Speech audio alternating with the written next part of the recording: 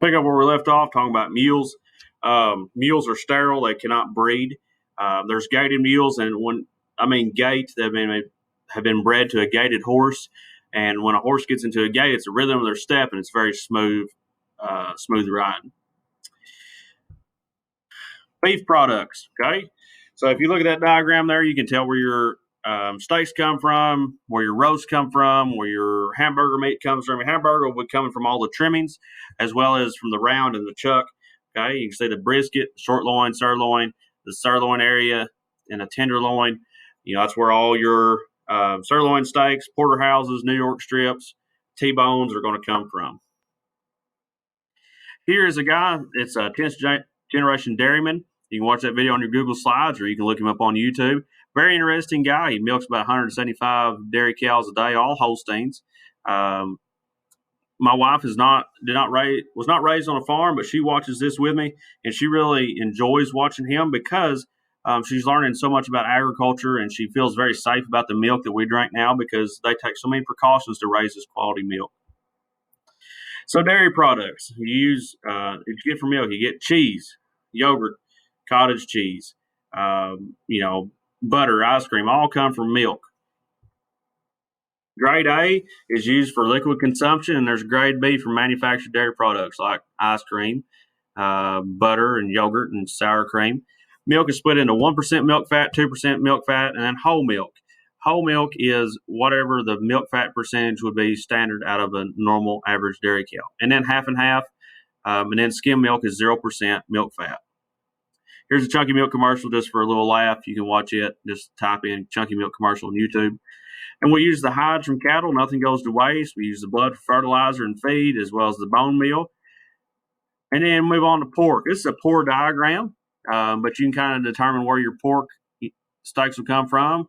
Up here in the Boston butt region, the picnic shoulder, you have the loin in this region where the baby back ribs are.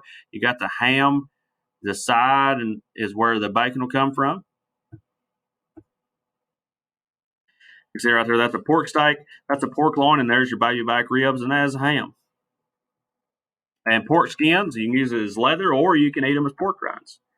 In meat grading, USDA Prime is the best. See the fat marbling in there, the little pieces of white, and then you go choice and select. So highest priced, lowest price. So intermuscular fat is not necessarily desirable. It's on the outside. What is very desirable and what will pay better for the producer is the intramuscular fat. It's what the Angus have, okay? So the intramuscular fat, whenever that cooks, that fat is going to turn to liquid. It's going to turn to grease. It's going to turn into flavor. And that's going to leave a void there. And that void will allow that steak to be much more tender. You have poultry, which includes ducks, chickens, geese, and turkeys. This is a Temple Grandin video. You can watch in the slides, or you can type in Temple Grandin turkey processing plant. She's a very intelligent lady and shows a very good video there. Eggs is a product. Takes 21 days for chicken egg to hatch. Here's how it develops. The albumin. Okay, the white part of the egg is the albumin. The yellow part is the yolk. Okay. You notice how that stands up taller. The fresher the egg, the better the egg. The albumin will stand up taller. That stays in the fridge longer. The albumin is going to get very thin and spread out in the skillet. You also use the feathers and the poultry litter. Poultry litter is very important for this part of Arkansas. We use it as fertilizer. It has a percentage of about 12, 12, 12. That's 12% nitrogen, 12% phosphorus, and 12% potash or potassium. You can also use it in some livestock feeds. Moving on to goat products. Siobhan is the goat meat. Okay, we eat the forequarter, the rack, the loin, and the legs. Here's a video. You can just type in lamb processing plant. We also use cashmere from goats. There's certain goats called cashmere. That's their breed. It's used for a very fine clothing product. Now we also milk our goats. In sheep, if it's under a year old, it's called lamb. If it's over a year old, it's called mutton. Very different taste.